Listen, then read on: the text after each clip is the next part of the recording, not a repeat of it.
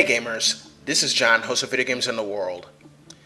Time and again, video games have been the subject of controversy since their creation for a very long while now. We know how games like Wolfenstein, Mortal Kombat, Duke Nukem, Doom, and many others were the targets of controversy for violence, nudity, bad language, etc. And they were blamed for shootings like the tragic shooting at Columbine 19 years ago.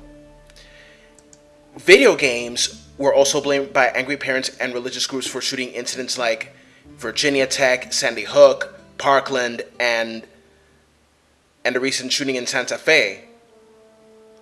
But time and again, it has been proven to politicians and others that video games have no influence in a child to become violent.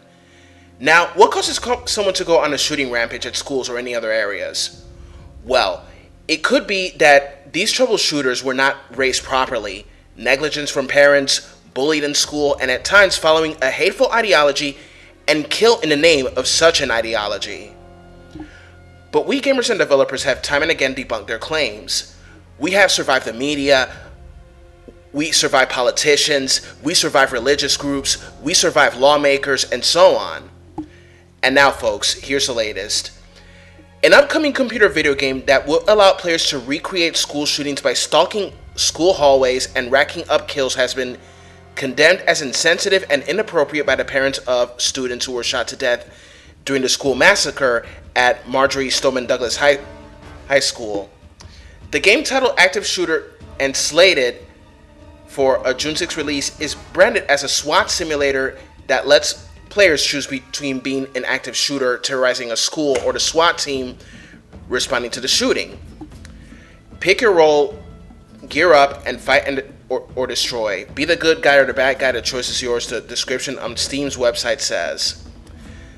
The About This Game section of the website goes on to say, depending on the role, your objective might be to protect and distract or hunt and destroy.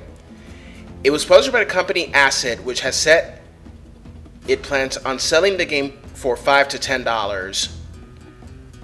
Screenshots from the game show gameplay as a SWAT member with on-screen objectives like find and neutralize a shooter and avoid civilian casualties.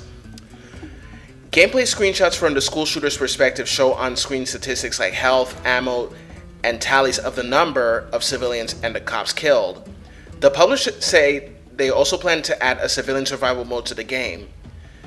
A note on the game's page says, please do not take any of this seriously. This is only meant to be the simulation and nothing else.